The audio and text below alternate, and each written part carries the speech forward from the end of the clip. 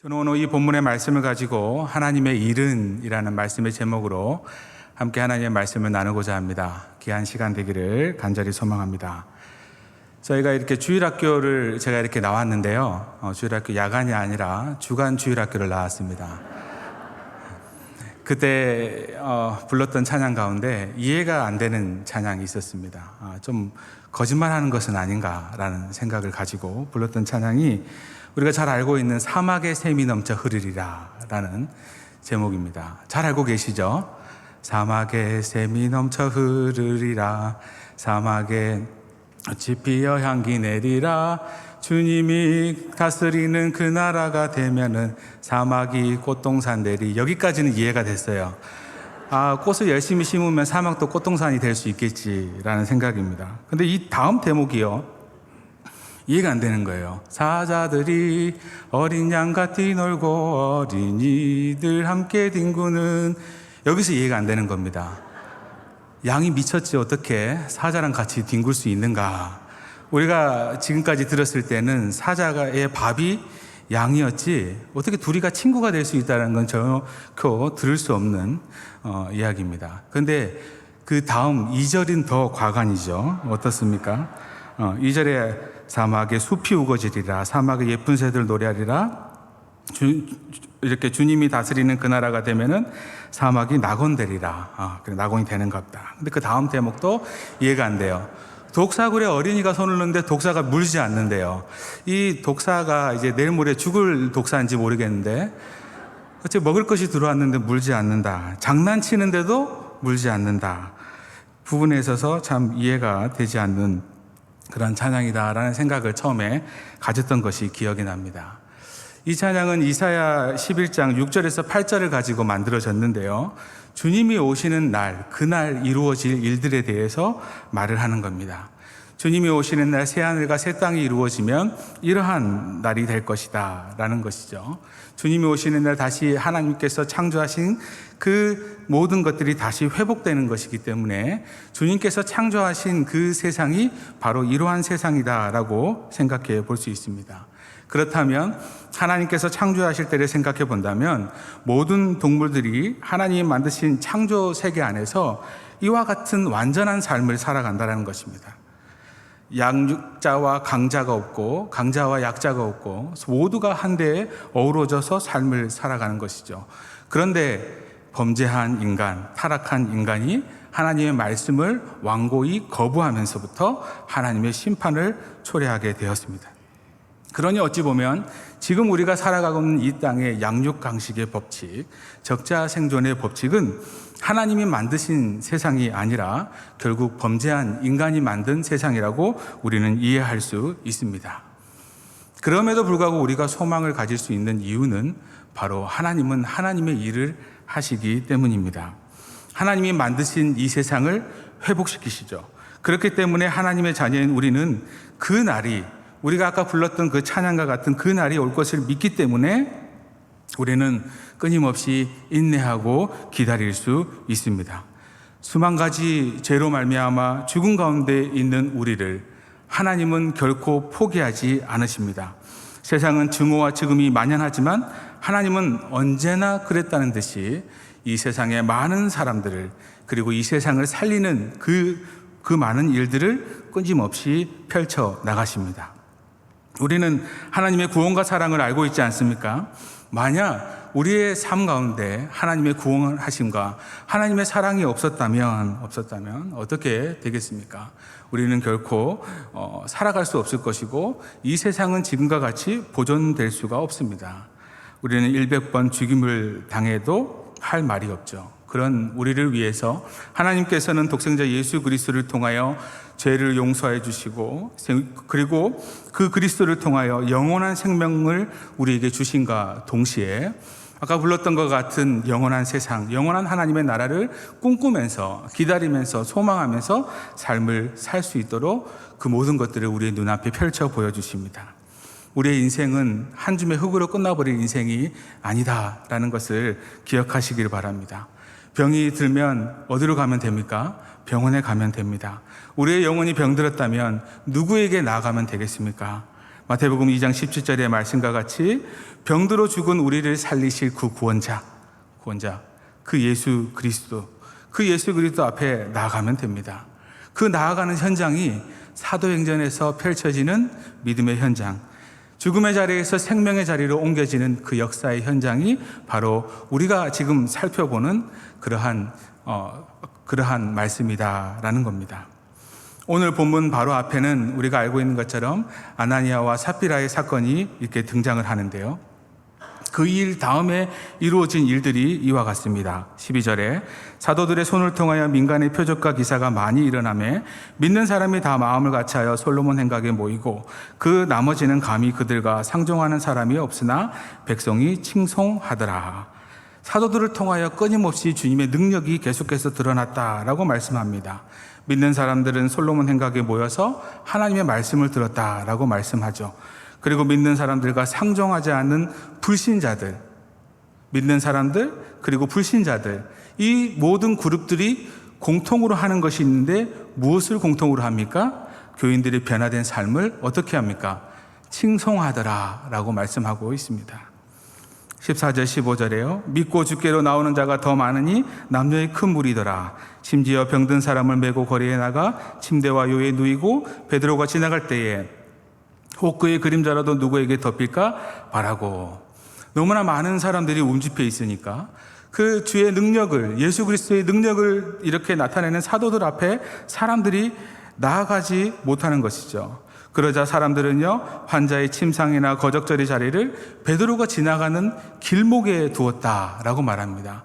행여나 베드로의 그림자라도 스쳐 지나간다면, 그림자라도 환자에게 덮여진다면 그 환자가 나을 것을 믿음으로 인한 그러한 행동입니다. 이것은 우상으로서의 섬기는 것이 아니라 사도들이 전한 예수 그리스도의 능력을 그들은 간절히 믿었기 때문이다라는 사실을 보여주고 있습니다.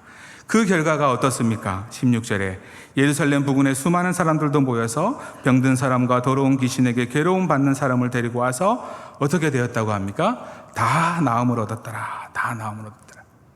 거적절기에 누워 있었던 사람들, 베드로의 그림자라도 덮어지기를 바랐던 사람들은 말할 것도 없고, 사도들을 찾은 모든 병자들, 심지어 귀신 들렸던 자들까지도 다 나음을 얻었다라고 말씀합니다. 스스로 나음을 얻은 것이 아니요, 사도들을 통하여서 역사하신 주님의 그 능력에 의해서 회복되었다라고 말씀하는 것을 우리는 이 말씀을 통해서 알 수 있습니다. 여기서 나음을 얻었다라고 말하는 이 말씀의 의미 가운데 이렇게 섬기다라는 그러한 의미도 있습니다. 다시 말해서 우리 주님의 그 섬김으로 말미암아 죽어가는 그 영혼들, 죽어 마땅한 영혼들이 다시 영육간에 나음을 입었다라는 말씀을 하고 있죠. 예수님은 이미 우리에게 말씀하셨습니다. 마태복음 20장 28절에 인자가 온 것은 섬김을 받으려 함이 아니라 도리어 섬기려 하고 자기 목숨을 많은 사람의 대속물로 주려 함이라. 이 말씀을 기억하는 우리는 나음을 입은 그들은 결국 예수 그리스도로 인하여서 회복되었다라는 사실을 고백할 수밖에 없습니다. 우리 주님은 누구든지 주님 앞에 나오는 자, 주님 앞에 나오기를 주저하지 않는 자를 살려주시는 치유자이심을 믿으시길 바랍니다. 그런데 한 가지, 우리가 이 시대를 살아가는 우리가 안타깝게 생각할 수 있는 것은 그 주님이 우리 눈앞에 지금 실제 보이지 않는다라는 것입니다. 우리가 붙잡아야 할 주의 옷자락도, 주의 능력을 나타내는 사도들의 옷자락도 이렇게 우리가 볼 수 없습니다. 베드로의 그림자도 없습니다. 하지만 그런 것은 결코 문제가 되지 않는다라는 사실을 우리는 너무나 잘 알고 있습니다. 왜냐하면 그때의 그 능력을 보여주셨던 주님은 지금도 살아 역사하시기 때문입니다. 2000년 전에 오셔서 그 섬김으로 말미암아 병자들을 고쳐주시고 죽은 자를 살려주신 그 주님이 지금도 이 땅을 살아가는 우리를 섬기시기 위해 우리와 함께하고 계심을 믿으시길 바랍니다. 두려워하지 말라, 내가 너와 함께하리라 라고 말씀하시며 내가 세상 끝날까지 너와 항상 함께 있으리라 라고 말씀하심을 기억하시길 바랍니다. 우리가 주님께 믿음으로 나아가고 우리가 주님께 믿음으로 손을 내민다면 주님께서는 우리의 손을 잡아서 우리로 하여금 이 땅 가운데 하나님의 나라를 이루기 위한 도구로 사용하십니다. 갈릴리 어부로 살아온 베드로를 주님의 도구로 사용하신 것 같이 이 시대를 살아가는 우리를 이 땅을 회복시키시고 이 땅을 살리시고 이 땅 가운데 하나님의 나라를 완성시키기는 그러한 놀라운 일에 우리를 사용하신다는 사실을 믿으시기 바랍니다. 이런 생각을 한번 해보았습니다. 우리가 주님 손에 붙들리게 된다면 어떤 일이 벌어질까? 우리가 주님 손에 붙들리게 된다면 우리의 옷자락이 주님의 옷자락이 되지 않을까? 만약 우리 거제교회에 속한 모든 권석들이 주님의 손에 붙들리게 된다면 우리 교회의 그림자가 본문에 나오는 베드로의 그림자와 같이 되지는 않을까? 꿈을 꾸어봤습니다. 우리가 다 같이 믿음의 눈을 들어서 한번 생각을 해보시기 바랍니다. 수많은 사람들이 주님께 붙들림 바 되어서 쓰임받는 우리 모두에게 몰려들어오고 있습니다. 수많은 사람들이 무너진 자신의 삶을 회복하기 위해 우리 교회의 그림자 안에라도 들어오려고 발버둥 치고 있는 겁니다. 이런 일이 우리가 주의 손에 붙들리는 그때 이루어진다라는 사실입니다. 누가복음 16장을 보게 되면 부자와 나사로의 이야기를 우리는 너무나 잘 알고 있습니다. 부자가 호의호식하다가 죽음을 맞이하죠. 그리고 그 부자의 집 앞에서 이렇게 나사로가 부자의 상에서 떨어진 부스러기를 먹으면서 삶을 이렇게 살아가다가 죽음을 맞이하게 됩니다. 죽은 후에 어떤 일이 벌어졌습니까? 부자는 뜨거운 불물 가운데 떨어져 있고 거지 나사로는 아브라함의 품 안에 안겨져 있습니다. 이 두 사람 사이는 갈 수 없는 큰 구렁이가 있지 않습니까? 고통당하는 부자가 아브라함에게 부탁을 합니다. 저 나사로의 손끝에 물 한 방울이라도 찍어서 나에게 좀 주셨으면 좋겠습니다 라는 겁니다. 불꽃이 이르는 그곳에서 목이 얼마나 탔으면 그랬을까? 그러자 아브라함이 그곳에서 이곳은 갈 수도 없고 올 수도 없다라고 말합니다. 그러자 부자는 나사로를 시켜서 내 집에 가서 사후의 세계가 이러니 우리의 가족들에게, 우리의 형제들에게 이 사실을 좀 알려주셨으면 좋겠습니다. 그래서 나와 같이 이 고통의 아랫목에 오지 않을 수 있도록 해주셨으면 좋겠습니다 라고 요청하자 아브라함은 그들에게는 누가 있다라고 합니까? 모세와 선지자가 있다라고 말을 합니다. 여기서 모세와 선지자가 있다라는 말씀은 곧 율법과 선지자가 있다라는 것이죠. 다시 말해서 율법과 선지자가 하는 그 말씀들을 듣지 않는 사람들은 아무리 이곳에 와서 두 눈으로 본다고 할지라도 결코 믿지 않을 것이다 라는 말씀입니다. 오늘 본문을 보면 명확하게 드러나지 않습니까? 그 표적과 기사를 보고도 믿는 자들이 있고 듣지 않는 사람도 있었다라고 말씀하고 있습니다.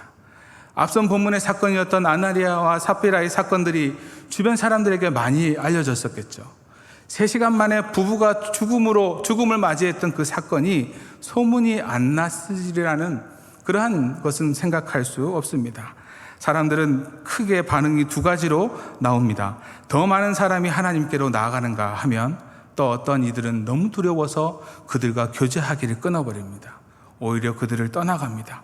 떠나가는 사람도 있고 그렇지 않는 사람들도 있는데 13절의 말씀과 같이 어떻게 되었다고 합니까? 많은 사람들은 초대교회 공동체를 칭송합니다. 어떻게 이러한 일들이 가능하느냐라는 겁니다. 어떻게 이러한 일들이 가능하겠습니까? 그것은 바로 하나님이 손을 내밀어 주의 능력을 구하는 그들을 붙들고 있기 때문입니다. 그렇기 때문에 두려움으로 말미암아 몰려드는 자들도 있고 떠나가는 자들도 있지만 교회는 세워지는 것이죠. 교회가 더욱더 든든히 세워지고 교회는 무너지지 않습니다. 보시기 바랍니다. 사람들이 교회로 몰려들고 병자도 오고 귀신 들린 자도 옵니다. 여러 가지 이유를 가진 자들이 몰려와서 고침을 받고 해결을 받습니다. 이 말씀과 같이 교회는 더욱더 견고해지지 않습니까? 하나님께서 우리를 멸망의 자리, 사망의 자리에서 불러내신 이유가 무엇이겠습니까? 불러내신 이유가 무엇이겠냐는 겁니다. 복음을 전하고 그리고 이 땅 가운데 축복의 통로로서 우리를 사용하시기 위함입니다. 우리가 잘 알고 있는 것처럼 창세기 12장 1절에서 2절의 말씀처럼 우리는 이 땅에서 복의 근원으로서의 삶을 살아갑니다. 축복의 통로의 파이프로서의 삶을 살아가야 될 존재다라는 것입니다. 잘 아시는 영화 배너 있지 않습니까? 배너는 그곳에 등장하는 인물 유다 배너는 이렇게 우연한 사고, 이렇게 실수로 말미암아 사고가 벌어졌는데 그때 이제 로마의 군인들이 이제 해를 입을 뻔한 거죠. 그래서 그 사건으로 말미암아 로마군의 반역자가 되어버립니다. 그래서 그렇게 되어서 노예로 팔려가게 되는데, 노예로 팔려가게 돼서 어떻게 되는 거 아니? 로마 군함의 전함을 이렇게 노를 젓는 노예가 되어버립니다. 그런데 해전이 일어나고 나서 배가 다 난파가 되는데, 그 난파된 배의 함장이 누구인 거 아니? 로마의 해군 사령관격인 아리우스 제독이었습니다. 그리고 조각난 배의 파편을 이렇게 의지해서 제독을 구해주는데, 그때 건짐을 받은 제독이 어떤 생각을 하는 거 아니? 로마가 해전에서 졌구나 라고 하면서 스스로 자결을 하려고 하는데, 그때 배너가 가서 살려줍니다. 그때 살려주고 나서 좀 버티고 있는데 어떻게 됩니까? 로마의 군함이 이렇게 이들을 구하려고 오는 것이죠. 이때 아리우스 제독이 유다 배너에게 이렇게 말을 합니다. 내가 믿는 너의 하나님은 너를 구원하시기 위하여 로마의 승리를 안겨주었구나 라는 말을 합니다. 이와 비슷한 사건이 성경에서 생각나지 않습니까? 사도행전 27장의 사건이죠. 바울이 로마로 압송될 당시에 그 과정 속에서 유라굴로 광풍을 맞이하게 되는데, 두려워 떨고 있는 그 배 사람들에게 바울이 뭐라고 합니까? 두려워하지 말아라. 나에겐 사명이 있다. 로마에 가야 될 사명이 있기 때문에 우리는 여기서 죽지 않는다 라고 말합니다. 하나님의 말씀하심이 그대로 이루어질 것이다 라는 말씀을 한 것을 우리는 잘 알고 있습니다. 요셉의 이야기는 또한 어떻습니까? 요셉의 험난한 삶을 무엇으로 해석할 수 있습니까? 창세기 45장 5절의 말씀으로 해석할 수 있죠. 당신들이 나를 이곳에 팔았다고 근심하지 마소서, 한탄하지 마소서. 하나님의 생명이 구원하시려고 나를 당신들보다 먼저 보내셨나이다. 하나님의 역사가 이루어져야 되기 때문에 자신이 그러한 일들을 당했다는 거죠. 하나님의 역사가 자신을 통해 이루어져야 된다는 사실을 요셉은 믿고 있습니다. 앞서 말씀드렸던 것처럼 유다 베너의 이야기나, 그리고 우리가 알고 있는 바울의 이야기나 요셉의 그러한 삶이 곧 우리의 삶이 되기를 간절히 소망합니다. 이것이 오늘을 사는 그리스도인들의 이야기가 되어야 하고 그리스도인들의 삶이 되어야 합니다. 이 나라와 이 땅 어디에 소망이 둘 것이 있습니까? 정치, 경제, 사회에 어디에 소망이 있습니까? 분단국가며 여전히 전쟁 중인, 내전 중인 그러한 나라가 어떻게 세계 10위의 경제 대국이 될 수 있겠습니까? 어려움이 있을 때마다 이렇게 분열하고 있는데, 어려움이 있을 때마다 어떻게 마음을 아파요? 이렇게 나라를 살리는 일들이 어떻게 일어날 수 있겠습니까? 우리 안에서는 그러한 이유들을 찾을 수 없죠. 그러면 그러한 이유를 찾을 수 있는 것은 바로 이 땅 가운데 주님의 손에 붙들린 누군가가 있었기 때문임을 저는 믿습니다. 예수의 손에 붙들린 그 사람들이 하나님께 부르짖었기 때문임을 저는 믿습니다. 그들이 존재하기 때문에 하나님은 이 땅을 불쌍히 여겨주셔서 우리 민족을 살려두심을 믿는 우리 모두가 되기를 간절히 소망합니다. 수많은 믿음의 선배들이 나는 죽고 주가 사는 삶을 살았습니다. 그들은 철저히 자신의 삶을 십자가에 못 박는 삶을 살아왔습니다. 그리고 바울과 같이 이제는 내가 사는 것이 아니고 오직 내 안에 계신 그리스도께서 사시는 것임을 그들은 삶으로 몸소 보여주었습니다. 그들의 삶이 곧 사도행전에서 말하는 표적과 기사가 되었다라는 말씀을 드리고 있습니다. 그들의 삶이 수많은 사람들에게 두려움을 느끼게 하였습니다. 그들의 삶이 수많은 사람들이 경외하는 삶을 살아가게 하였습니다. 그들의 삶을 그리고 그들의 삶을 보면서 사람들은 교회로 돌아왔습니다. 물론 그들의 삶의 모습을 보면서 교회로 돌아오지 않는 사람들도 있었죠. 하지만 믿음의 선진들은 모든 사람들에게 칭송받았지 않습니까? 사랑하는 성도님 여러분, 우리의 삶을 돌아봅시다. 나는 죽고 주가 살고, 나는 없고 주만 있으면 어떤 일이 벌어지시는지 압니까? 바로 이 땅 가운데 하나님의 나라가 이루어짐을 믿으시길 바랍니다. 우리가 우리 자신을 철저하게 버리지 못한다면 우리는 결국 이 땅 가운데서 하나님의 나라를 이루어내는 삶이 아니라 이 세상의 것들을 이루어내는 삶을 살아갑니다. 하지만 우리 안에 나는 죽고 주가 산다면 결국 우리는 성령 충만한 삶을 살아갈 것이며 우리 삶의 열매들은 곧 성령의 열매들이 맺어지지 않겠습니까? 초대교회가 시작될 때 베드로가 어떻게 말을 하였습니까? 우리가 잘 알고 있는 것처럼 은과 금은 내게 없거니와 나사렛 예수 그리스도의 이름으로 일어나 걸으라 라고 말합니다. 이것이 바로 우리가 드러내야 될 가치임을 믿습니다. 이러한 삶을 살아가기가 두렵습니까? 이러한 삶을 이렇게 살아가는 것을 실패할까 봐 용기가 나지 않습니까? 하지만 기억하시길 바랍니다. 하나님은 하나님의 일을 멈추신 적이 없습니다. 하나님의 일이 그 누군가를 통해 이루어집니다. 그리고 그 누군가를 통해서 하나님의 나라가 완성됨을 믿으시길 바랍니다. 이러한 부흥의 역사 가운데 그리스도를 따르는 사도들이 어떻게 됩니까? 투옥이 됩니다. 교회가 부흥하고 교회가 다시 일어나려고 하는 그때에 그것에 트리거 역할을 했던 사람들을 다른 사람들이 잡아서 투옥시켜버립니다. 성경은 대제사장과 사두개인들이 시기가 가득하여서 사도들을 잡아 옥에 거두었다라고 말합니다. 그런데 19절 말씀 같이 한번 읽어보겠습니다. 시작. 주의 사자가 밤에 옥문을 열고 아멘. 주의 사자가 밤에 옥문을 열고 끌어내어 이르되 하나님이 이들을 탈옥시키는 것이 아니라 하나님이 이들을 추록시켜주고 있습니다. 하나님이 주의 사자들을 동원해서 투옥된 사도들을 끌어내고 있습니다. 여기서 우리는 하나님은 그의 백성들을 어려움 가운데서 건져주시는 하나님이심을 말씀합니다. 하나님의 일에 세상에 그 어떤 것도 방해물이 될 수 없습니다. 그 어떤 것도 하나님의 일을 멈추게 할 수 없음을 깨닫는 우리가 되기를 간절히 소망합니다. 하나님이 추록시키고 나서 그들에게 주는 메시지가 있습니다.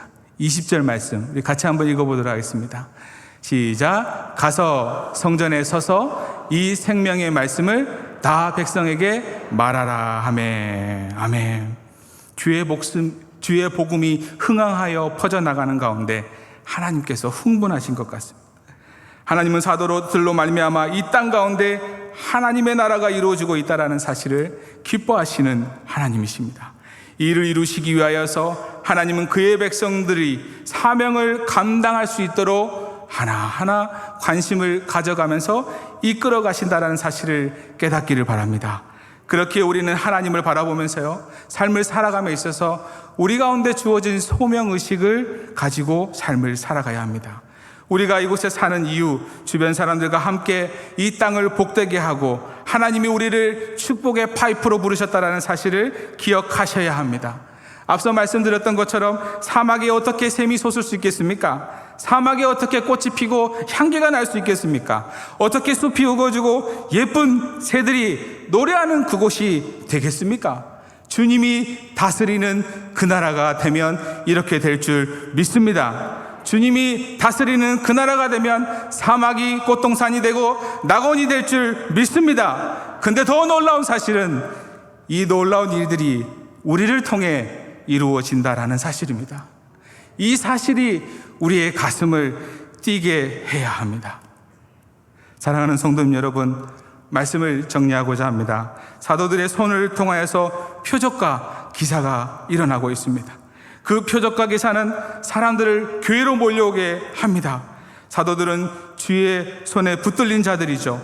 주의 손에 붙들리고 주의 손에 매여 있는 자들을 통하여서 표적과 기사가 나타납니다.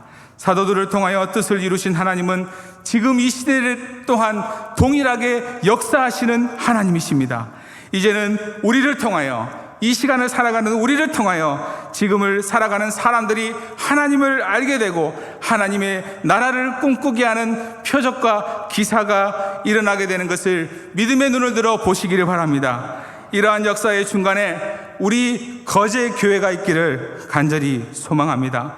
멈추지 않는 하나님의 일이 우리를 통해 이루어지기를 더욱더 기대합시다. 이제 하나님의 손에 붙들린 우리가 되어서 이 땅에 믿고 주께 나오는 자를 더 많게 하는 역사를 이루는 우리 모두가 되기를 주님의 이름으로 축원합니다.